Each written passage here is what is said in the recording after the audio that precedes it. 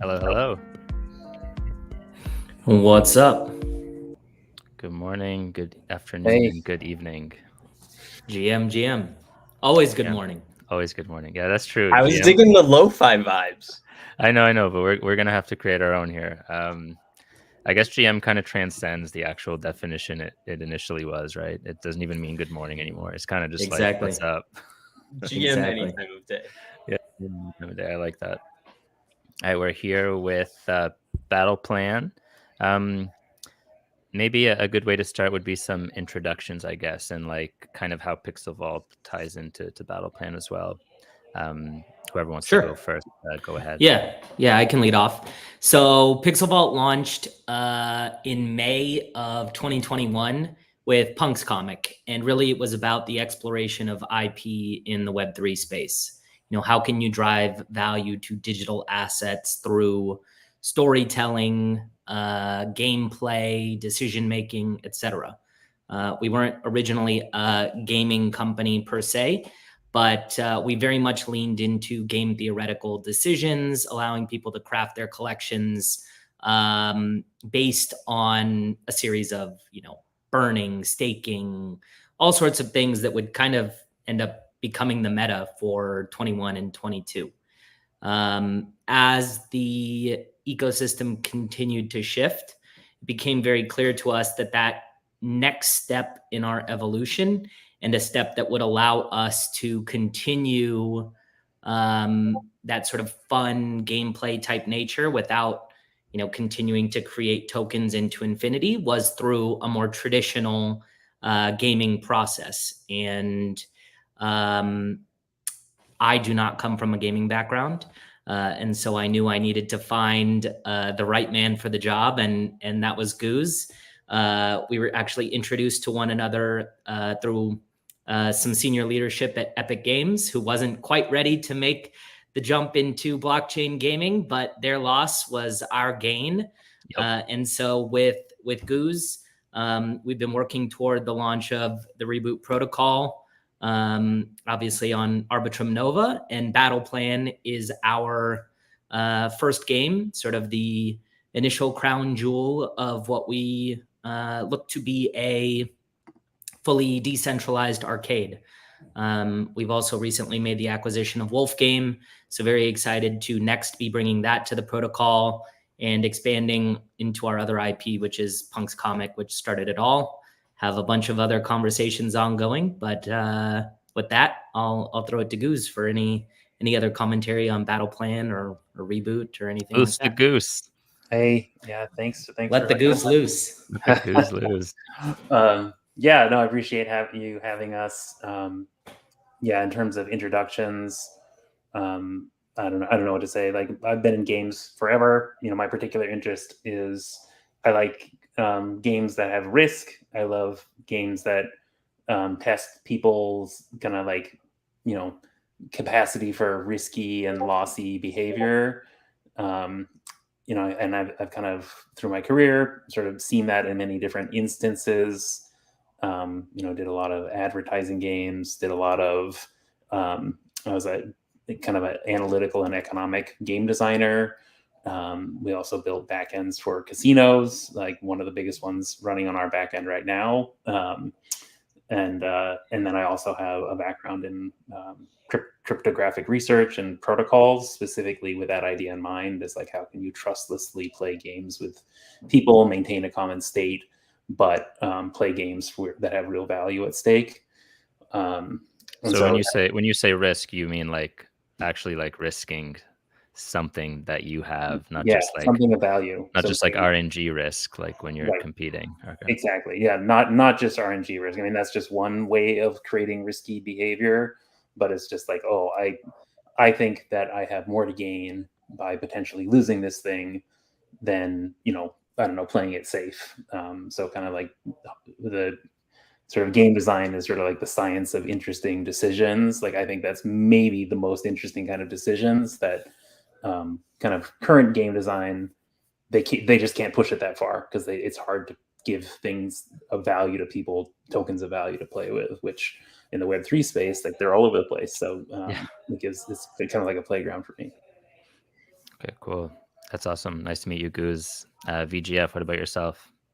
So VGF, video game freak, resident gamer, not game designer, but this is I very graciously fell into the perfect intersection of like crypto, NFTs, gaming in Pixel Vault, and super stoked to get Battle Plan kicked off.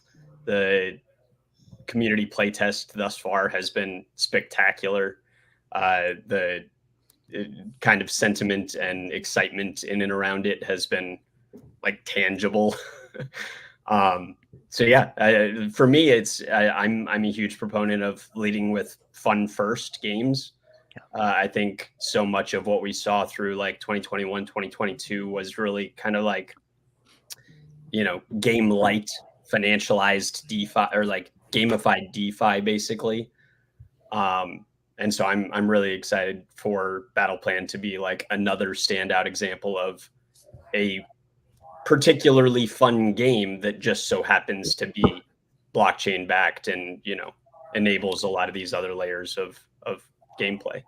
You said resident gamer, not game designer, but I definitely believe, like, I've been in the gaming space for a while, not just in Web3, but in Web2, and I definitely believe like good game design, works with good creative gamers, like not just gamers who like want to compete, but gamers who can like think abstractly about, they don't maybe have the game design like organization and training, but like they know what they like instinctively and why they like it, and you pair that with a good game designer and you come up with some really great things before you even get to like close to playtesting. So value there. I think that we have a little bit of lightning in the bottle here, so we're trying to tee it up as best we can, but also tighten it up as we get closer to launch here. So and you were mentioning there's like a lot of different ways to interact with Web3 with gaming, and I think we're still definitely in that early experimental stage, I would dare say. And it kind of started with GameFi, and that works until it doesn't, until we see anything different, I guess, in my opinion. But now we're starting to see a lot more indie gaming realize it's easy, like, transition into this Web 2.5 maybe, and maybe fully Web 3. Because when I think like a fully Web 3 game, I think it's a lot of on-chain stuff. Most of the games don't do that. So in my mind, like, Web 2.5 makes more sense. Like, you could play it as a non-blockchain native and not even have to interact with crypto. But if you do interact with the Web 3 side, then maybe you can get a little more out of the game as well, and be rewarded in that way. So I'm really bullish on that kind of like idea. But then you also have the AAA gaming, which, it's still early there because those things take like years to actually make. So while those like generate a lot of hype initially, then people are like, when game, but it's like, guys, relax. If it's saying it's a AAA game, it's going to take some time. Like, this is a AAA game at Web3 speed is tough to navigate. That's for sure. It is. AAA speed at Web3 patience level. Right, exactly. Yeah, you gotta take it one A at a time. Like, I don't know. Exactly. If you make a game like in a few months that makes AAA money, like, I don't know if there's a big difference, right? Right. Yeah, and I guess like the term indie like is also It's very just loose sometimes. they're just working too hard. Yeah. All right, cool. Well, I guess without further ado, then maybe we'll pull up your screen there and see what Battle Plan's all about. Awesome. Yeah, I think I Let's shared do it. screen here. Here we go. VGF screen is on there. So a quick intro. Battle Plan is a audio. It's so much better with the audio included that I like. If I can, I can hear it. Okay. I don't Yeah, we want can to hear be audio. too loud, but so it's a 3v3 auto brawler, kind of along the lines of an auto chess style game, very strategic, front heavy. You tee up your brawlers with a combination of skills, and then you basically have these superheroes that go and beat the crap out of each other. You have these action points in the game that is kind of like your in-game economy. This is an off-chain, just in-game mechanism, not on-chain tokenized. So I'm going to go ahead and draft my first brawler here. Ooh, this is a tough one. I think I'm going to go with a tanky Fury Inferno build. All right, well, let's take a step back. What are the classes or like roles you can have on your team? So each brawler has individual traits or individual like characteristics and stats here. So their health, power, speed, and armor. I like to kind of like just in a sort of a basic loadout, you could have, like a DPS heavy kind of guy in front, a healer, maybe a ranged player in the back. And then there's like a lot of nuance into how you like layer or arrange your characters and what skills you equip them with. These loadouts, kind of like you would build with a deck, have these skill cards, and those are what you're rolling for in the game to basically craft your strategy. And when you're drafting your team, is it like you draft one person and then you build your team as you go throughout the rounds? And then is there a max capacity of how big your team can get? 3v3 is the max, but yes, you earn them through the game, and so that is a strategic choice as to when you weave them in. And is this in this playtesting version? Is it? I assume it's not player versus player. It's you against the NPC, right? So this is a fun part, and I'll probably pass it off to Goose here because he can speak much more articulately about what happens on the back end. But it's asynchronous PvP. Yeah. Yeah, I'm like crawling out of my skin. Like this, there's a lot of exciting stuff going on just on this screen. So before I get to that, though, I'll talk to you about the matchmaking. So this game is modeled off of a mobile game that's really popular. Even like for years, it's been popular called Super Auto Pets, where basically you as a player, enter your you play essentially your own game, but you're match made against the games of previous players, right? So you're never playing a bot, you're never playing an NPC, you're never playing an AI, you're playing other players that have gone through the same process. And in Battle Plan, the same is true. And through Reboot, which is the protocol we designed, it is matchmaking you based on an on-chain MMR-based rating that basically tries to set you up with solid, good matches. And when you start the game, you're actually committing kind of an entry fee that, based on the outcome of your matches, based on good MMR, you can get a multiple on your input fee in rewards. And so that's kind of the structure of the game. And then on that previous screen, the draft, this is playtesting. This is an alpha version, but all these characters, Pixel Vault has NFT, the Inhabitants NFT collections. Right now, we're featuring only 9 of the cores in this current alpha, but there are over 10,000 generative NFTs in the Inhabitants collection that will be playable characters in Battle Plan. And if you own one of those NFTs, you can draft them onto this team, or if you don't want to play the game, you can actually submit your NFT to be drafted by other players, and you get kind of a cut if they win of the ticketed rewards. And then that screen that you're just seeing, there's kind of like a meta game that's sort of like an auction for the dollars that you pick, which will be fleshed out in the final version. So yeah, it's pretty cool. I don't know. I forgot. Did I answer your question? So the main auto battler I'm familiar with these days is Teamfight Tactics, which is based on auto chess. So some things I think will stand out to me as like familiar, and then some things I'm sure will be like your unique take on things. Yeah, Teamfight. So Super Auto Chess. Super Auto Pets was based on I think it was based on Auto Chess specifically, but it's like super mega casual version.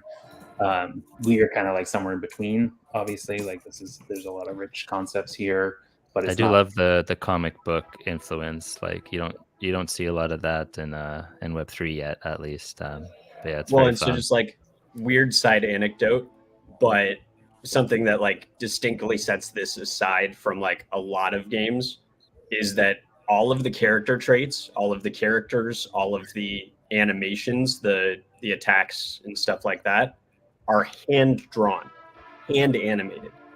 It looks like it. Who are we giving a shout out to? Is it a team of designers or one person? Yeah. Oh, it's a significant team. All right, let's give a shout out to that team. Titmouse, incredible animation partner, helped with a completely custom kind of like animation pipeline. Aaron mentioned, the rest of the generative identities that will eventually be, incorporated as characters in the game.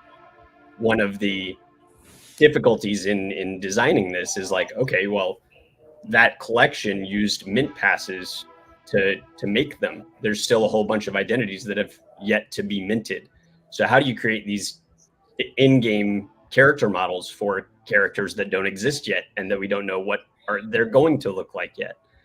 And so with all of the core characters, we essentially have all of the layers and the traits to where we can assemble and basically generate these the identities in Engine, in Unity, as they're plugged in. So basically any combination of any generative identity that could possibly exist or be minted can eventually be rendered in the game. Yeah.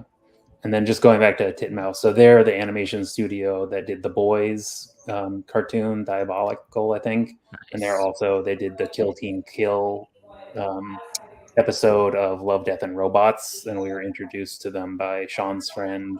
Love that episode. Yeah.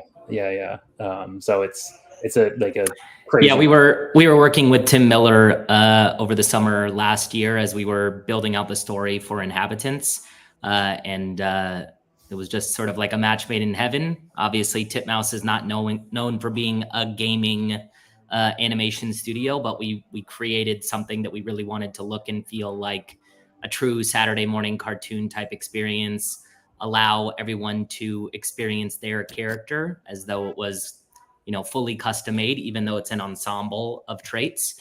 Do you remember a system made from scratch? Why not, right? Do you remember Teletoon at Night? No, I'm not familiar with it. Teletoon was like a cartoon, I guess, like station, and at night it kind of was like more, edgy adult cartoons and like Adult Swim and stuff like that. And some of these characters kind of remind me of that vibe. I will have to look at it. Yeah, his pants fall off later in the battle. Yeah, see, there you go. I was waiting because I didn't want to start the game with the audio enabled, because like you end up getting all the action effects, but because we're getting there. So what's happening is he planned out his whole strategy on that one screen, and pressed go, and he was match made against someone that was going to be challenging to him, and now he just it's someone we know actually. And so now you kind of learn, you play the battle and watch it get resolved, and kind of like learn strategy points against sort of like the meta pool. He's against a real person. Yeah. Shout out Economist. Yeah, we know that guy. We know him. So 1 round down. That's awesome. Of course you won. Yeah. And then these tickets, these rewards. So what he just blasted through. I bulldozed through that. Sorry. That's ticketed GG, which is our the kind of currency of the protocol. You can use that. You can redeem those for skills like NFTs. So all the loadouts that he picked, you can only earn them through our battle pass, which you can unlock stuff by winning battles. And part of the things that you earn is the ability to create these NFTs. And those NFTs can be purchased with the tickets, or the other thing you earn is the extractors, which allow you to burn the extractor and the ticket and get out GG, which is kind of our market tradable token. I'm a battle pass maxi. I love battle passes. It's like a traditional arcade experience, except with these extractors, you have something that you can actually walk away of tradable value on the market. So obviously requires playthrough, demonstration of skill. But yeah, it should be a really familiar system for anybody that's grown up gaming. So this is an interesting round because it's Fury versus Fury, but we have slightly different loadouts here. So it'll be interesting to see. I buffed my speed and my damage, and they went with a level 2 tornado kick and a roar instead of Inferno. Okay, so that level 2 tornado kick was represented with that 1 gold star underneath it. Correct. So you can either get new abilities or upgrade existing ones. Yeah, and then here are the different pieces that Aaron was explaining. Yeah. So that's the extractors on the far right. Okay, so even when you lose, you get some resources. Yeah, he didn't get much because he's still lost. Yeah, still a loss. It's something. Yeah.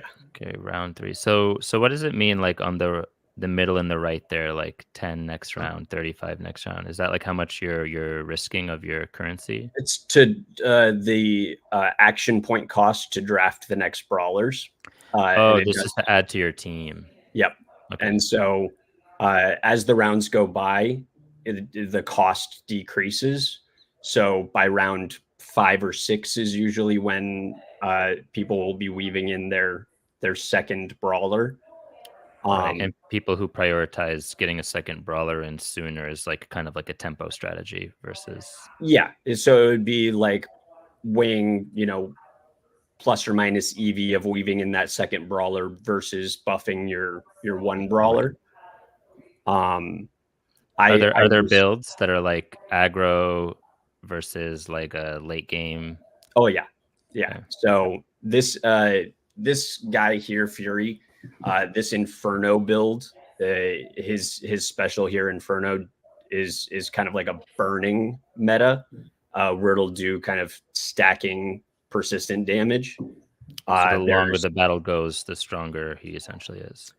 But there's also counters to that. There's healers that can counter the burning. So part of it is a little bit of like how you stack your characters, your strategy, your loadouts, but then also a little bit of that randomness of anticipation of who you may play against. So especially at the high end of the skill tiers, and then on the hardest difficulty, those players are like you're playing against the hardest builds and the most experienced battlers. So those guys are like really getting into the minutia of like not only what their build is, but also who they may be matched against. So with like the main way I'm seeing this differ from like your typical auto battler is it's like intermittent. Like it's not like you join a lobby with 8 people and then you're all fighting round after round randomly against each other. It's like you have this pause here and now you can choose when to like enter another battle. It's more of a queue system every battle, but in the same existing like instance of the game. Yeah. So I'm playing round by round, but I'm being matched against other people's historical gameplay data. So Economist, who he matched up against in like that prior round, I'm not sure he could have played that build yesterday. It could have been a few days ago. not really sure. I could go and ask him because we know him, but I'm gonna go ahead and try and get it. Oh, so he wasn't actually like playing as well. Like he didn't like queue up at the same time. This is like something he already did. So like somebody could get matched against these battles So that you once created. I play these, it's then entered into the player pool so that people can match against this build against me later on. Huh. Yep. Has anyone ever done that before? That's the first time I've heard of something like that. It's like super like autoplays. it's like okay, it's like AI but not. Yeah. It's kind of like interesting. Wow. Yeah, well, it's not AI. It's like multiplayer, but it's like a live pool. So there's just a pool of active games, and that, I mean, it's not real time, but it's pretty close. It's just you're playing against a version of a real person's setup, and I assume it matches you with like their round 3 setup, so you're not like going against someone who's in round 10. Yeah, exactly. Okay, cool. And as the system scales, Reboot has the feature set required to allow simultaneous matchmaking. But especially as we're building up the player pool, there are obvious benefits to having it asynchronous. And then I assume it needs to like reset the pool whenever there's an update, so you're not going against something that was patched. So we've been playing with that actually, and it's kind of, there's interesting variables there because we're noticing. So it is, even though that there's historic data, we are sorting. You're getting the most recent stuff first. So you like, if someone else is playing in real time, you might be in real time playing against their past games. And if we introduce new game balance, we've noticed that the pool kind of corrects itself pretty quick, because each of the round datas, the play, like your rounds, they kind of get their own rating and start living on, like kind of get a life of their own, and kind of like live or die based on the meta. And so we're playing with that right now, but it seems like the MMR system seems to be catching that and filtering the pool like pretty accurately. But that's something that we're testing. Well, that battle wasn't close. No. What's the this is a build, so I usually do Inferno builds a little differently. I've been messing with him, like, of all times to experiment, like now is the time. Right. So I've been screwing with a little bit of the different builds here. This is not my traditional. So you're not like min-maxing right now. You're just showcasing some fun ideas. A couple different things, and like my Fury is taking a lot of damage right now. So my next brawler, I'll probably try and bring in a healer.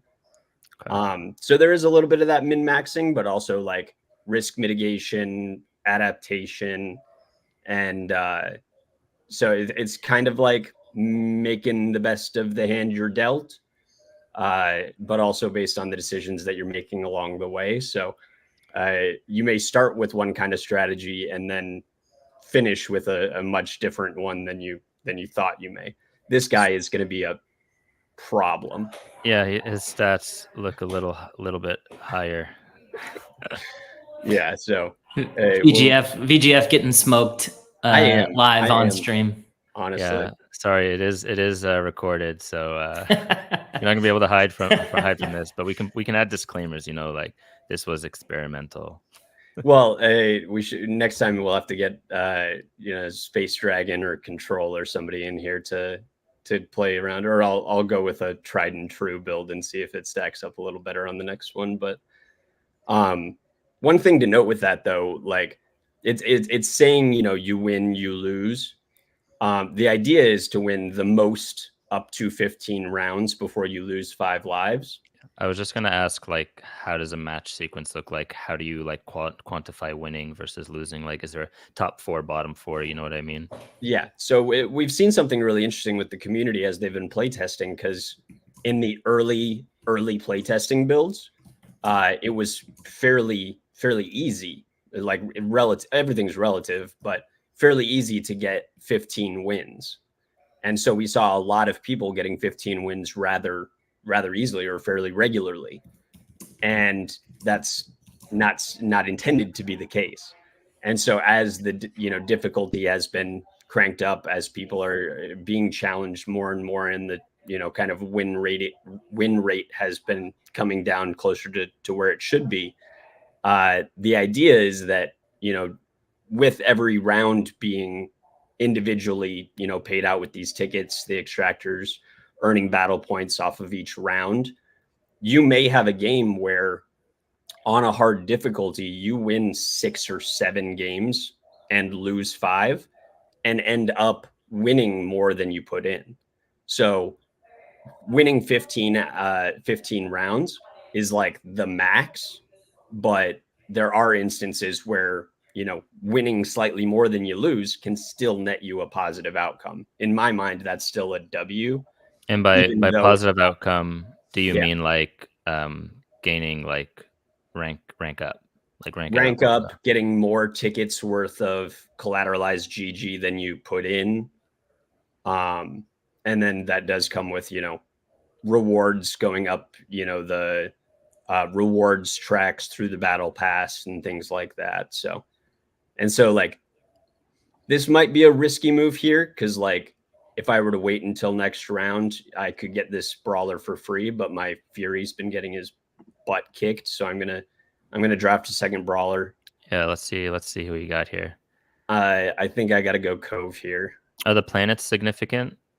Cove is a fan favorite. Yeah. What do the planets mean? I guess like Neptune. Yeah, the planets do matter. So basically, if you play with each brawler, like part of the NFT metadata, is they have a home planet, planet of origin. If you choose, so the planets that you play on per session are randomly chosen, and if you pick a brawler where their planet of origin matches, you actually get a point bonus for every win. So it's just part of your decision. Like if you're playing for the leaderboard, you might want to, those extra points might mean a lot to you, and so that might influence your choice here. Okay. And then do you guys already have a system for ranking? Like, can people see like other people's ranks based on? Yeah, so the protocol is a completely on-chain protocol. So all player data, including their ratings information, is completely public. We have this, like the system for, taking the credits in, validating the outcomes, and then paying out in the tickets is all managed through a smart contract.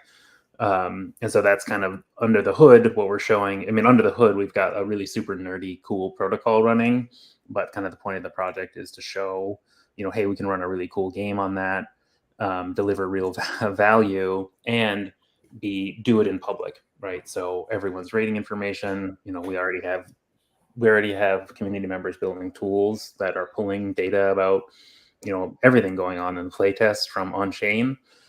So we expect to see a lot more of that. I guess, are the NFTs already mintable, or is that to come? Which NFTs? The ones that like for the champions or like the characters. Yeah, so the core characters that are sort of this initially featured brawlers were from our core collection that was actually airdropped. They were prizes essentially from one of our earliest collections. And the generative identities that'll be woven in later on are either in the form of like minted in the form of the inhabitants' generative identities or mint pass ones. The reason I brought that up or asked is because a lot of this is on chain. So like the skill cards and things like that will be on Arbitrum. Okay, cool. That was my next question. What part of this system is on Arbitrum? Mm-hmm. All of it. All of it. Wait, you still have one more heart? I thought that was your last heart. One more. I'm honestly getting my butt kicked, but I'm. We can run it back a little more try hard. Yeah, we've seen. Well, and I'll leverage the excuse that I'm trying to stay on top of the conversation while I'm at it. So yeah, in an auto battler. In the Discord, they're ramping up the seed hard games for BGF. Yeah. Since this is the Arbitrum stream, Aaron, do you want to get into maybe some of that? So, to Eli, to your last question, right? We have the original inhabitants characters, and those are going to be relayed via layer 0. But all of these other NFTs, etc., will be on Nova. So, Aaron, do you maybe want to get into some of the experience and how the blockchains are integrated? Yeah. So basically, yeah, we have some kind of magic going on. So everything, the back office is all on Arbitrum Nova. Players connect with mainnet ETH, a mainnet ETH wallet, and sign one, kind of a session key. And then we relay all transactions through. So it's one signature, and you're basically done for a game session. And everything gets relayed gasless through Arbitrum Nova. When you play the game, we actually have kind of like all the fees and everything kind of bundled up. The game design or the protocol design is around kind of an arcade structure for that reason. So kind of like when you pay the quarterly arcade, you're playing for the game. You don't care about the fees or gas or whatever cost of the pizza or anything like that. It's all kind of accounted for as part of the kind of entry fee. And so you just come down, sit down, and play through Arbitrum Nova. We have all of our rewards protocol, so the contract that mitigates and holds our the GG that is handed out for rewards, like basically essentially the bankroll. All of our VGDRA shop, so the tickets that you earn, you can use a VRGDA. This is like a variable rate bonding curve to essentially take to the arcade shop to get these NFT skills and items which are tradable on the Arbitrum secondary markets. We also are doing some bridging to get so we have some other tokens from our ecosystems like the planets. One quick thing with the VRGDA that just to the layman's out there, it's just, as demand goes up, price goes up, and Right. it corrects as demand goes down. So the market is constantly shifting to reflect player preferences, how valuable skills are as determined by the market. Right. Yeah, we rely on a lot of market dynamics to auto balance game design and game kind of demand for these items and stuff. So that's actually part of the game, is interacting with those tools. Sorry, Eli, were you gonna say? Yeah, I imagine one of the considerations here is kind of like skirting that pay to win balance. Right. Yeah, so that's kind of designed for the protocol. This is a pay to win or win to earn protocol is what we call it. Play to win. Play to win. Play to win, not pay You're to win. confusing yourself. Yeah. Right. Play to win, not pay to win. Play to win. Play to win. Skill. Skill is determining your outcome rather than payment. I guess in this round we're looking at play to lose. Yes, a little bit. Unfortunately.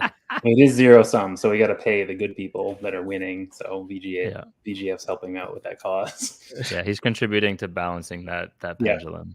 Yeah, and but so importantly, he's not walking away with zero. As you've seen, right. he does walk away with stuff for his participation. Even if he lost all 5 in a row, he's still going to walk away with a little bit of thank you for playing. Yeah, I mean, he gets some of his entry fee back is basically what it comes down to. This actually might get closer than you might think. We'll see. I didn't get trying to stage a comeback. Well, so I was trying to go for to roll for a healing surge, but I did not get it. Ooh. Brutal. Yeah. So one thing at the end here, it'll give you a highlight breakdown of the round by round how you played. Cool. You'll notice who you were against too, and you'll notice even in the rounds that I did lose, I was still getting something out of it. So it seems like the thing you get most of when you win is the tickets. Yeah. The G tickets. Yeah. The tickets are the things that have potential. You can bridge out. So that makes sense. Like the most valuable thing is what you get more of when you win. When you lose, you seem to get roughly the same of the other things. And so basically via playthrough, you're still earning the ability to gain liquidity on your items, though you're not getting more of those items of value. Right. Right. So that those little robot things, those are extractors. You burn those along with the tickets to get out GG. So even if you're losing, you're still playing. Yeah. Yeah. You're getting liquidity in previous wins, basically. Are we going to see a try hard run through now? Yeah. 1 second. Sorry. You're going to redeem yourself, VGF? We'll see. Redemption. You got a lot. You got over 60 people here watching. No pressure. A lot of your fellow community gamers. Well, and so like it's funny because some of the community members can absolutely kick my butt at this game. You kind of want that though, right? Yeah. Well, and like to be fair, I'm like a battle royale FPS player traditionally. Like here's where the caveats come in. Boo. He's a first-person shooter player, everybody. I am an FPS kind of guy, but like the fact that even I, as like a primarily FPS battle royale type player, have found myself compelled to play this, and like I keep getting drawn back to it. One, because like I'm really competitive, and so when I'm not initially like super really good at a game, it kind of it ticks me off a little, and I want to get better. Right. It doesn't discourage you to just go play something you're good at. It makes you want to go all in. Yeah, it makes me want to try harder and like really pick it up. And then there's people like, you know, Andrew, Control, Space Dragon. We've seen Benny, a community member that's been live streaming on Twitch, a lot of his play testing. It's been really cool to see some of these guys like really pick it up. Benny's been quite active in the chat here during this stream. Benny, shout out Benny. Benny D, shout out Benny. Yeah. And so it's been really cool because like especially seeing as like the meta kind of evolves, that like people are having to craft new strategies to counter, you know, the existing meta. So even with this and you know these initial builds, we're already starting to see some of that happen. Yeah, I mean, like, I think like at the high level, even though he's playing this kind of like single player experience, he's really playing this massively multiplayer competition where there's a common prize pool everyone's competing for that's managed through Arbitrum Nova, like this on-chain contract, autonomous, you know, prize pool essentially they're getting paid out for. So that's kind of like the beauty of Web3. It allows a sort of interesting dynamic where he can log on anytime, get a good game, be playing for this common pool, but then be competing against, you know, essentially the entire world, and or, you know, whatever, being their money bags for scoring losses if he's not doing well. Is that how your season kind of works at the moment? Like there's a prize pool, they're playing for this, you know, determined amount of days or weeks, and then at the end of it, it's paid out based on how people finish on the rankings, and then season 2 kicks off with a new prize pool, or kind of. I mean, there's 2 layers. Like every game you're getting paid out. Like every game's a prize game or a prize fight, and so that is just mitigated by the tickets and the extractors. Like that's what you're fighting for on a per session basis. The battle points, that is for the season long leaderboard. And the battle points are rewarding players for taking risks. So anytime he's winning against a harder opponent, he's jumping up in battle points a lot. And so at the season level, that will be determined by battle points. Okay. And you know, we have this crazy leaderboard set of prizes, like big ticket items, which I don't think we've announced yet. That we've touched on a couple. Yeah, we touched on some big ones. So that will be kind of the big meta, is people are trying to go for these really huge prizes. But, you know, in any given game, if you're winning, you know, you're walking away with something in your pocket. So I noticed I'm building like a hyper tanky build on this one. Yeah, that first round was really close. You cut that to the wire. I have a question. What's that fire thing that moves across the screen in certain directions? Is that like momentum? No, so it's like the ring of death. Like if the game's lasting too long, it starts to close in on you. It helps with, you know, games that, so that like, especially since there is a like healing and shielding component to it, that the games wouldn't last, you know, forever. And as you saw, I clicked on, you know, the fast forward. You can fast forward and even skip the to the end of the fight if you would like to. If you're going full degen and just want to know if you won or lost, you can skip through. You don't learn as much from your combat. Yeah.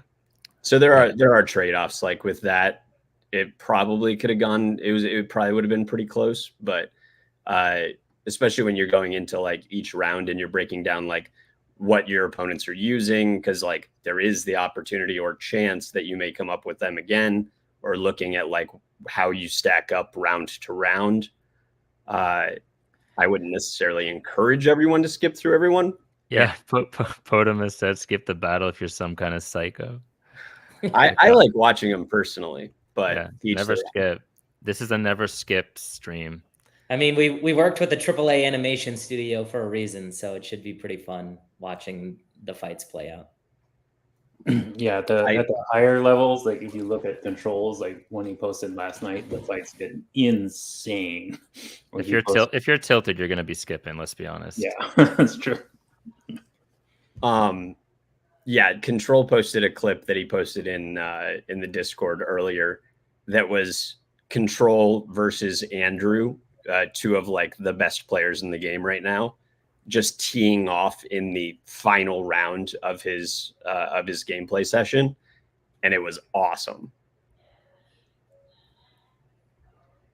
And so yeah, one of the kind of interesting things to me as it's searching there round to round is I think we had kind of touched on it a little bit prior. This carrot's going to be a problem with the force field. It says so. I went with a double healing. He went with double shield. So this is going to be like another one of those matches that just goes on, and we'll see. This guy is just never going to die. So what is it? So that yeah, R.I.P. Like, the fire, or I forget what it's called, the ring of death. Ring of death. Does it just speed up the gameplay, or what? Or is there someone who has an advantage based on, because they're moving from both sides? It just decides it faster because it starts like a field of damage, and so you're in it, and it's like it's just accelerating the damage. Yeah. Mm-hmm. Okay. But no one there's not like an advantage for some classes during. So there is some strategy there, especially if you're building like a hyper tanky or like healing meta, where you can kind of strategically build for like that end game when the Ring of Death is going to be closing. And there are some, if we're playing like level 101 level like intro battles right now, there is kind of like a 202 or 303 level where you actually can equip loadouts that can move brawlers. So there's certain skills that can like push people back, ideally into the storm, or pull characters from their side forward to screw up with mess with their strategy. Especially when you start getting 3 characters deep, people usually have like a tank up front, maybe a little range farther in the back, and there is skills that can screw with the order of their characters, and so there is a little bit of a strategy or a meta there. I'm gonna go for one more to see if I can get this. Well, this character lives in the Ring of Death. Like that one Carapace, anytime she takes damage, she just like passively attacks whoever targeted her last and shoots them. And so when she's in the Ring of Death, she starts pelting the other team with damage, basically. And so she's actually really good in the Ring of Death if you can survive that long. Yeah, so the Ring of Death is definitely a part of the strategy. All right, so there is a huge, strategy that can be min-maxed with the Ring of Death, but that's higher level gameplay. Easy to play, hard to master. That's the beauty of that's what you want I think in most PvP games, right? You want easy to pick up, a lifetime to master. Yeah, like this is something where you could hop in and play and just kind of like click your way through it and still have fun watching the fights, trying to figure your way out. But the depth and complexity definitely is what keeps me coming back. And we're already seeing some of the community that's been playtesting like getting really deep in the weeds. Well, auto battlers and like TCGs are the kind of games where people love to like blame RNG, and that's usually what puts people on tilt. But then when you see like consistent players reaching top leaderboards, it kind of reminds you that while there is RNG, there's math behind RNG, and you play to risk your mitigation. you play to your odds 51%. Yeah. Mhm. So just a lesson for you tilters out there. What do they say? Get good. A little Ruthless. bit. Now, I guess so that brings like to this is an interesting like inflection point, like round 5, 6, when I can either choose to like I've got a pretty solid loadout here. Can you talk through it? Some people were asking what your loadout is. So I've got a shield bash, which is going to deal damage, like damage output, but also give me shield back. I've got a I love healing those surge. abilities. Any game that has like do damage, gain armor, that's all me. I've got a healing surge, so I gain health whenever shield is applied. And so this in combination with the shield bash, it stacks my health on top of the armor I'm already receiving from the attack. And then the carapace is whenever I am receiving any damage, which is then giving me that shield and armor, I am also doing damage out to the attacker. So this is a pretty solid lineup here. And so I could choose to spend 5 action points on getting my second brawler, but I think I'm going to start upgrading and just stacking here. So you're kind of like a paladin almost, healing and tanking in one. Yeah. Or a druid or something.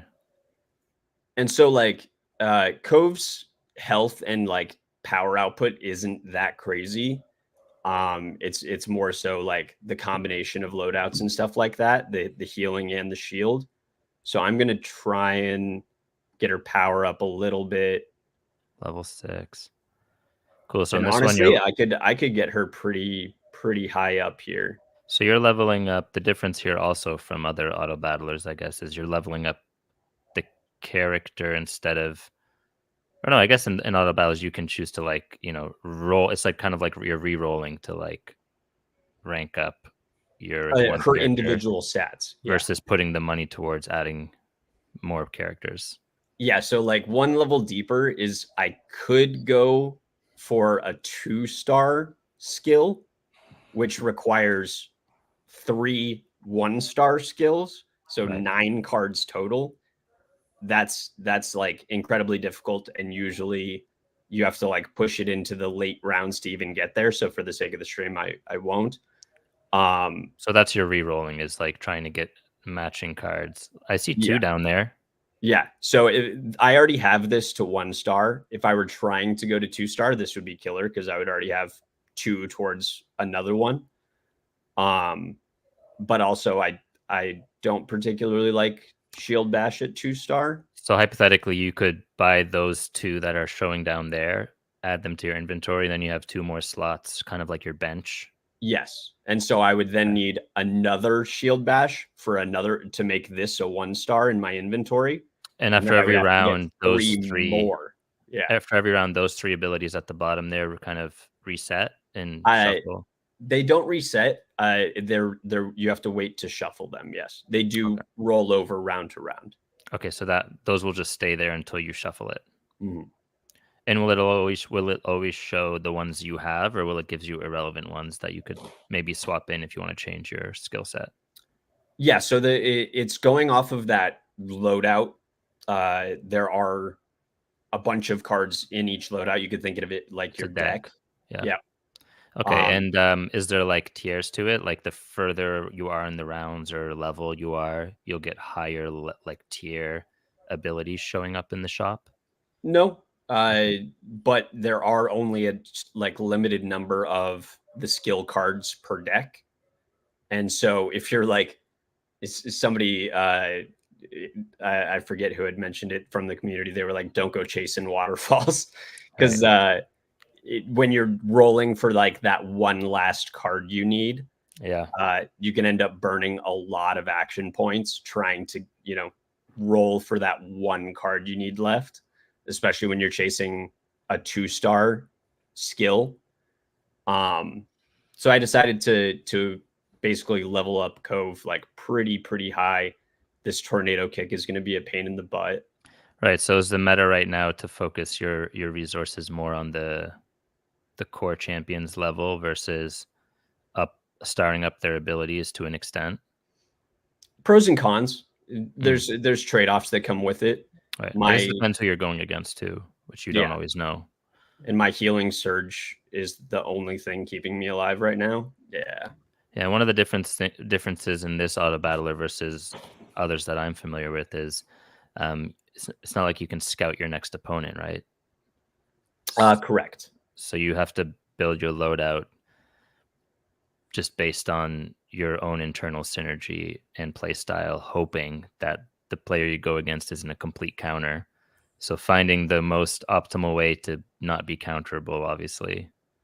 Well, and there is especially at like the super high end of the skill rating, we've seen a little bit of people like beginning to anticipate the meta and like what their opponent may play and things like that.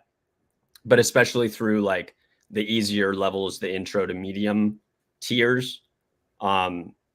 And just a reminder that like it's all relative, because this is dependent on like my skill rating and the difficulty that I'm selecting. So like if I'm an extremely good player playing on hard, right, I'm only going to be playing the best of the best. If you're, say, your average player playing on easy to medium, your breadth of like who you may play against is going to be much broader. Right, because people who are good at the game are going to pick hard because they'll get more rewards for their wins and losses. Statistically, it's just all scaled up a bit, the multiplier. Yeah, but it's very skewed towards wins. Okay, and that goes into a question I was going to ask about MMR. Like, let's say you play a match and you go 15-0, you play another match, 10 wins. Like, those are high win ratios, I assume, 10-5, 15-0. Does that increase your MMR, or is it just, you're just playing in hard mode and it's other people who picked hard mode? Aaron, care to chime in there? Did we lose Aaron? Goose? Yeah, Goose left a while ago. I don't know if he disconnected accidentally. He didn't say goodbye. So maybe can you try and reframe the question, and I might have an answer. Oh, he said, he did say in our chat, have to jump. Sorry. Thanks for having us. Okay. Basically, like, MMR, your matchmaking rating, which, let's say like your rank, I know it's not how you guys have a structure, but just from my understanding, let's say your rank is platinum, but you're like winning every game in platinum. So then the MMR in the back end is going to think of you as a diamond player. So then is there something like that in this? Yeah. So your skill rating does fluctuate and can go up and down depending on the results of your game. So if you're, for sake of, a general example, like a silver player, you used, platinum. In our game, we have different names for it, but very similar in kind of philosophy. But it'll basically rank you up, especially if you're going in and playing only on hard and you're doing pretty well. Your rating will go up to try and find that equilibrium. And there are some like diehards right now that are playing almost exclusively on like hard only. Right. And so like they tend to favor into Titan, which is the highest tier, and they're just teeing off against each other like all day, every day, just Titans going at each other. A small group of people doing this, obviously, like they almost like recognize each other's names because they're like, because the Titans are few right now, and especially at that highest tier on hard. Titans is like your challengers. Yeah. So I mean, broadly speaking, into player ratings, we leverage a system called Glico 2, which is sort of like chess elo, but also takes into account the unknown. And within 3 to 4 games, we have a fairly high confidence of your skill as a player. And so you're always benefited by playing to your skill, because the protocol is going to discount you if you're playing with variability. And then, you know, after each game, your ratings are updated.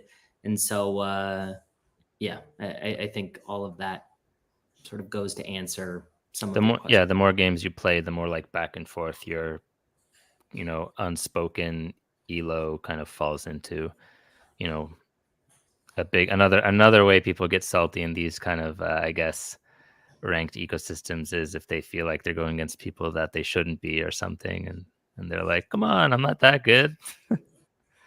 Well, and kind of one of the advantages for how much of our data is actually on chain. A lot of this is, you know, provably fair, verifiably random, using on-chain randomizers and things like that, so that for those that may have concerns about, you know, the degree to which it is, you know, verifiable outputs or results, there's a lot of confirmation there that it is indeed the results are what they say they are. Yeah, versus in web 2, like competitive gaming scenes, no one has any clue like what's going on behind the scenes on the MMR, and sometimes you might feel like you're cheated and you don't know why. Like you win, you know, 5 games in a row and top 3 out of 8 people, and then for 3 games in a row you feel like you're coming in 8th even if you're playing like as best as you can, and there's just no rhyme or reason, and you're like, is the game just like forcing me into 8th? Like, even if I have a strong team, I don't get it. So like without knowing, it's like there's just so much frustration from a player side. Yeah, so I kind of got a crap roll on this one, but we'll go with it. Yeah, you got your second fighter in there now too. And when Second you brawler. draft a new brawler, do they start at, I didn't catch it there, but do they start like back at level 1, or do they start at the same level as your current? They start back at level 1. So you have to then make all of your strategic choices of like whether you put your upgrades into health, power, speed, armor. This Noxious here, I feel tends to be more of a ranged character. His special trait, his special skill is an acid launcher that is kind of like a broad DPS, applies damage to like multiple characters. That's There's what no I was friendly fire, right? There are certain skills that can do damage to your own team. Oh like no. there are some that have like splash damage, or can do fire damage to your own characters. Yeah, there's one champion there that's on like the other side of the battle now. Yeah, so that's one of their traits, the Tiger Leap. They skip over certain characters and can, as a result of doing so, they gain armor. So it kind of screws with the order. Like in that one, like I had Noxious super like way in the back. She just jumped right over Cove and started doing damage to my Noxious, which is, yeah, but they still lost. So I got a decent one on that one. Hey Eli, I dropped the link for Chuba to hop on stream. So we lost head of gaming. We're gonna add head of engineering to. All right, we were just chatting about some of your rankings questions. Okay, you can answer those in better detail. Chuba. There we go. What's up, dude? Hey guys, how are you? Good. Welcome to the stream. Oh, thank you for having me. Thank you for having us. Nice to meet you. Nice to meet you as well. I know we've spoken a little bit on Telegram, but nice face to face. Yeah. You want to hop into some of that discussion we were having on rankings, Chuba? Yeah. So at a high level, you can kind of see in the bottom left, we have these different ranking systems. So we have a total of 12 different buckets. The highest bucket is a Titan 3. It's like really, really hard to get into that bucket, of course. There's only like a handful of players in there, and we're constantly working to kind of tune that and make it as fun of a system to move through as possible. So ultimately, you know, most players will start off kind of in like an average rating. And then as they play and get better, you really should feel yourself like progressing through the ranks. And then in terms of like the kind of fair play, the matchmaking algorithm is ultimately when you choose easy, medium, or hard, it starts looking for opponents who are within that range using like probabilities. Because we know your score, we're able to calculate what the probability of you beating any other game that you're paired up against is. So using that, we're able to be like, okay, you want a medium game, we can find you games that have, say 40 to 60% chance of winning. You want an easy game, maybe it's closer to 30%. A hard game, maybe it's closer to 70%. I'm just using random numbers here to illustrate the point. Obviously, these are all subject to change and not exactly what we have in the system right now. But at a high level, that's kind of what you're looking at. Math's in it. Yeah, a lot of math. Yeah. We're doing okay this round. You're doing better. You're 4-3 right now. Better, not great. Better. Yeah. What would be great? There's probably some people in the chat right now that are just like, no, you should have been playing this and that, or like. Yeah, you're pissing off some loyal community members here who are like, you know better. But I'm playing half distracted. I'll at least use that excuse, but I'm also definitely not as. What's your rating? I don't think I reached Titan. What's below Titan? Chuba, what's right below Titan? I believe it's Bruiser. Do we have like a image we can pull up of kind of like the tree of the rankings? Yeah, so it's casual and then Bruiser, Ace, and Titan. I don't know if I have the art on hand, but I can take a look. I mean, it's on the leaderboard if you want to pull up the leaderboard, VGF, and I don't know if you can do another tab. Yeah, I forget if I'm streaming the tab or. 1 second. I see arcadefarmer.eth is number 1 on the leaderboard right now. Yeah. It seems like everyone has, for the most part, more losses than wins on this leaderboard. Let me see if I can screen share here. Share the other. We've been tuning the difficulty with like a handful of different parameters, mostly like balancing the game to make it as fair as possible. Because, in earlier versions of playtesting, some builds would stand out as a little bit more overpowered than others. So you'd see some teams with, a lot more than a 1.0 win-loss ratio. Let's say like some were very high. Maybe even somebody had it close to 2.0 ratio. Not that high, but it was definitely close to it.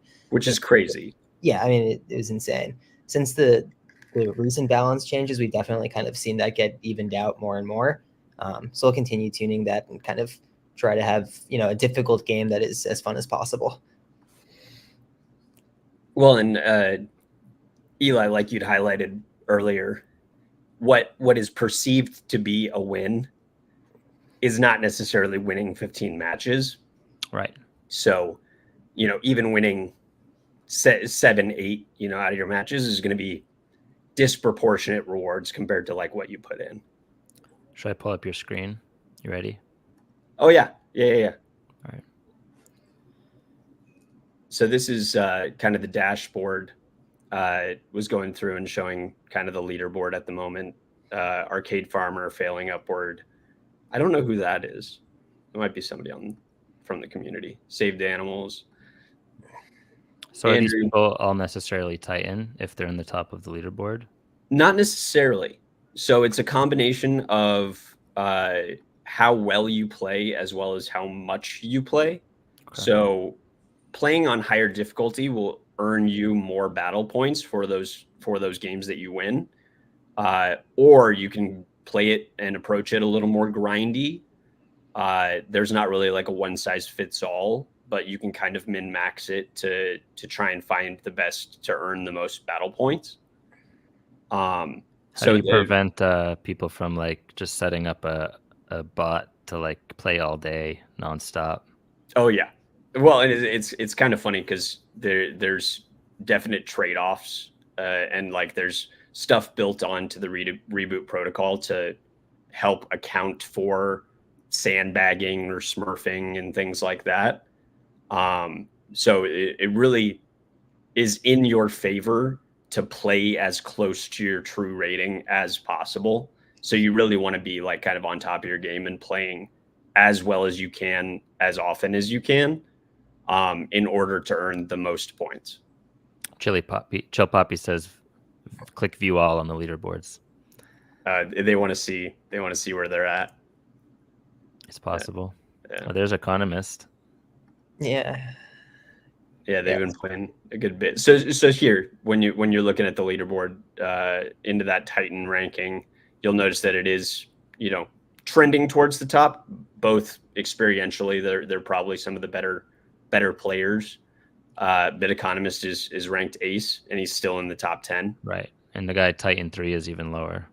Yeah. So there are some of those people that are like a skill rating wise, higher in skill rating, but lower on the leaderboard. Which means they probably are winning more with less games or something, or is it also tie in? It's not that simple. It ties in like easy, medium, hard, and other factors. Yeah. So you can kind of see here, he's in 9th place economist, and he has 140 wins and 131 losses. So he has significantly more games played than Z Control in 10th place, who has 87 wins and 64 losses. So skill is definitely accounted for here, but ultimately, like, the more games you play, the more battle points you're going to have. And Right. so kind of to answer the earlier question about, well, what if somebody sets up a bot and is, using that to kind of try to farm battle points all day? They can, I guess, try to do that. There's going to be a serious cost associated with doing that. And They're probably going to lose a lot. Yeah. I mean, be curious if somebody can beat the game using like an AI bot or something. I don't really see how that's too possible off the rip. But ultimately, like the cost of botting the game, as well as like the cost of sandbagging or smurfing or anything like that, should either de-incentivize it to happen, or if it does take place, basically penalize it at the financial level and reward the pro for that, compensated for that loss. It should be bot wars at that point, right? And so we actually don't care if bots want to play one another, because it's bot versus bot. May the best bot win. Right. Because the Glyco rating is capturing all of that. Yeah. Arcade Farmer, or was it Arcade Gamer at the top there? Arcade Farmer has significantly more points, which lets me know that they've been grinding. Yeah. We need to get him a job here at the. Okay. If he gets good enough, maybe this will be the job. The streaming is very fun for this game, and you can win more than you lose. Yeah, I didn't see if Benny's on here somewhere. Anthony said, "You mofos got me down to 15th. I need to play." Arrow right there. Yeah. So like you can see with a lot of these, even in the top 20, that are below like a 1.0 win ratio, but are still cracking into those top battle points. That's a huge like loss ratio, and they're still top 20. Yeah, but that's probably an indicator that they're playing on hard a good majority of the time. So there is really no like one size fits all strategy to trying to get up the leaderboard. And that person's Bruiser, and he's top 20. What was that? Bruiser 2, top 20 there. Their ranking. Yeah, casual Bruiser. Yeah. And so, like, yes, there are a bunch of those kind of titans on top. A lot of these are probably, a little bit of our diehard community members been both playing a lot as well as, diving pretty deep on the game. But as you can see, there are some of those little more casual players that are also cracking in, by playing a good bit. Yeah, I think the example of Andrew in 7th place is a really, really good one to look at, because you can he's the game designer. Right, but that he's a very high skilled player again, because he is the game designer. He knows all the mechanics. But if you notice, he has one less win than the character in 6th place, but like 60 less losses. So he's played significantly less than the other players, but has been able to really work his way up the leaderboard, mostly because of a combination of basically only playing on hard mode and winning a lot more than he's losing. So you can kind of see there's different strategies that different people can take depending on their play style, their personality, and so forth, to kind of tackle their strategy for how they want to compete in the leaderboard. Well, it's kind of bullish to see the game designer up there, because they're actually like testing it. They've been putting the time in, that's for sure. They're testing it like on paper, not like privately, and they're playing against the real players and not just their own versions of it. So that's cool. It's been a big yeah. I mean, we had some team calls where the team was all playing until like 4 a.m. So the wee hours of the night. Yeah, we have a bunch of addicts on our team. You gotta like the game you're building. That is certainly a problem that we that we. Well, Setting up depending a on how you look hotline at it, for right? A good problem. You're Yeah, playing it's too a good much. problem to have, but yeah, when we have office hours of people just playing the game. Yeah, Are you guys also more logistically here? Are you guys all remote? Are you have a primary base that's like an office space or? fully remote. I'd say probably across 10 to 15 countries all across the US. Yeah, U.S., most- it's fun. Australia, And England. we've never had a single physical brick and mortar office either. Have the you had any company was born out offsites? of the Any like pandemic. team building meetups? Yeah, we all try and go to the different sort of like Web3 conferences and stuff. The company chips in some money to make sure that people have the opportunity to get out to some of these in-person events. It's always a lot of fun. I was very surprised that I never felt any sort of loss of that sort of like friendship component. We sort of like don't miss a beat when we're in person, but yeah. There's almost like the I might be benefit biased, but I think Right. I think working for PV is pretty awesome. But, well, it's different for everyone too, coming right? from the like boss. you can like an offsite or a retreat or whatever you want to call it. It really lets you fast track some of those relationships, and especially if Exactly. you like organize it around like actual work, like you work when you're together in person and like do some brainstorming, whiteboard sessions. I know I've done that a bit, and it's very fun. And as the team has gotten bigger, I think really the main benefit now is that you get more cross-departmental meetings. When we were smaller, back in 2021, crossing into 2022, we were still less than 10 people. Now across PV and the Wolf Game teams, we're over 60. So just trying to find ways for everyone to get to know one another. Yeah, we have like a Zoom call that runs all day that we call the corporate office. And so we get a lot of people popping in and out of there, some working on there all day, others, jumping in as needed and so forth. But it's a really cool environment and a great place to come. So if, anyone's looking, shoot me a DM. How big did you say the team was? 60? We're over 60 now. It's like a not insignificantly, not small sized game studio inside of a company. Yeah. It's I know people like, say that's still very small, like depending on what you're comparing it to. But like at the Arbitrum Foundation, I think we're at 10, 15 people right now, and everyone's in a different country, and it feels like still a lot of people, like with the amount of things we're working on simultaneously.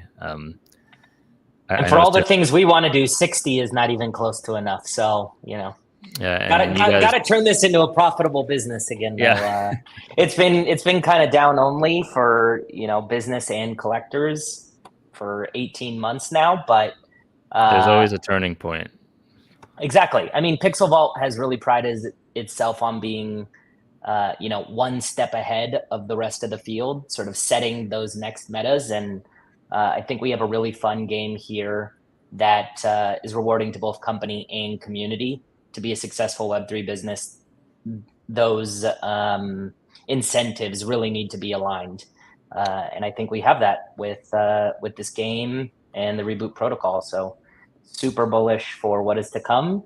Hopefully we can get a little bit of macro help as I watch ETH continue to decline. But, we'll get back. We will get back, I'm sure. This is fine.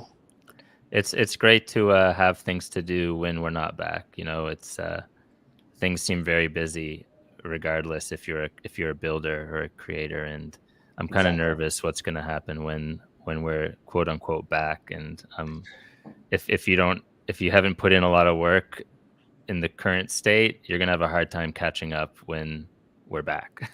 Yeah. For sure. And so we've been blessed with a community that has really stood by us through the shit times. And so it's been very rewarding to see them having a lot of fun with the game. I'd say probably close to unanimous love for the game. Just pulled up a tweet so this was posted on the 10th, but over the last seven days, it said 45,000 battles, 1,300 hours of gameplay. And that was Sheesh. only across what was it, like 150 people at the time? Yeah, like that. We're definitely averaging like a session a minute or something. Like a game is being played every minute, basically. Did you guys participate at all in the SDIP? The We had not yet applied. Okay. I've been following. I know Sobi has been live tweeting his, like live tweeting his support. vote. Yeah, his vote. I think that's a cool thing to do. It's a very active delegate, I would say. Sobi and others have been following suit, but it's cool to see. He and I are going to be talking later this week. I think we have a call with Arbitrum in the next day or two. So. Yeah, super bullish on the broader ecosystem that's developing here, and shout out, the rest of the game builders building on Arbitrum as well. Nova's got that budding kind of gaming ecosystem going. Yeah, Nova's like a volcano getting ready. Like, as excited as we are to be, building what we think is a great game. Obviously on Nova, there's certainly a good number of other builders that are doing so as well. You're going to see a lot. I feel like Nova's really going to gravitate to just like more on-chain focused games.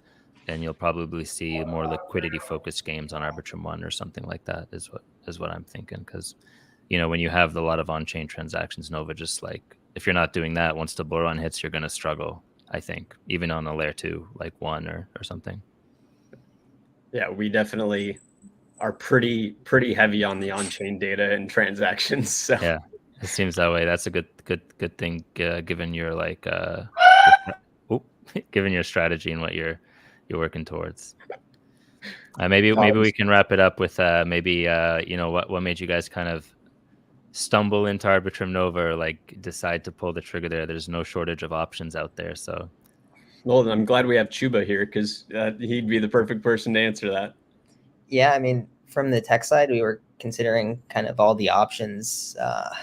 Nova seemed to make the most sense on a combination of kind of all the important factors we look for, right? So like transaction speed is obviously super important. Any kind of latency or delay there, and players are going to be, why is it taking so long? What's going on? Like, it's just not a fun experience. On the flip side of that, the costs have to be as low as possible, because if you have to sit there and, send a MetaMask transaction every time you send a team over, that's also not going to work. Good luck.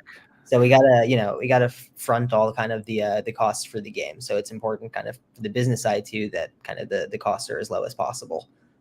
So this kind of led us pretty naturally to Arbitrum Nova, because it does give us all of that, while kind of using that any trust security to kind of give us the actual security we need to trust the blockchain is going to do what it's supposed to do. So it's really been a no-brainer once we kind of started exploring the options, and then from there, it's a matter of like infrastructure deployed and working with like people like Dean and Randomizer to kind of get everything working and turn this into a new home for on-chain gaming. Awesome. That was a great answer. Yeah, there may be some barking about to happen in my background, but in no small part, the people both at Arbitrum and also this community of builders that we were just talking about, everyone that's building is very supportive of one another. There's not sort of like this zero-sum mentality, right? We want to build this up, make it a destination for people to go to, and really show, the possibilities of gaming on the blockchain. So yeah, excited for the future. Just getting started. Awesome. Yeah, it was great to see the game live in action, and I have access to the play testing now, so I'll probably spin a couple games while I'm having dinner here and see how hard I can lose. But yeah, or to what degree you win? Because it's true. I'm just starting off. You I don't want to be cocky. Just starting off, maybe get a couple games under your belt on easy mode, and then dive into the deep end a little bit. Will the experience I have in auto chess and team fight tactics play a role at all, or will they be irrelevant in this context? So I actually think it helps a good bit to have some experience with the genre. So the big thing about a lot of the other brawler games is that they kind of rely on like a lot of lore, and so you have to like really know about the whole universe before you can start to play like some of I don't know if I can mention them by name, but like any of the major branded ones, they already have like a character universe, and if you jump in and you don't know it, it's very hard.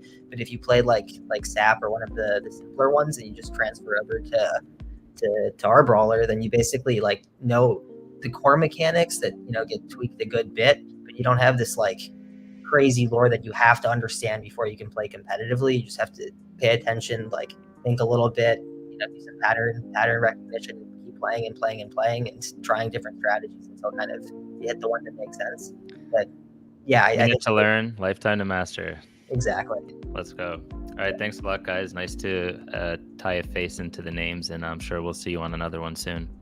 Appreciate you. Thanks so much for having us. And appreciate your community. This is one of the bigger turnouts we've had for a non-tournament live stream. Usually the playthroughs are quieter, so this is great. You clearly have a very active community, so shout out to them for coming out to TV fam goes hard for sure. Yeah. Thanks, everybody. All right, take care, guys. I'll see you in the Arbitrum Discord, Pixel Vault Discord, wherever you're at. Peace.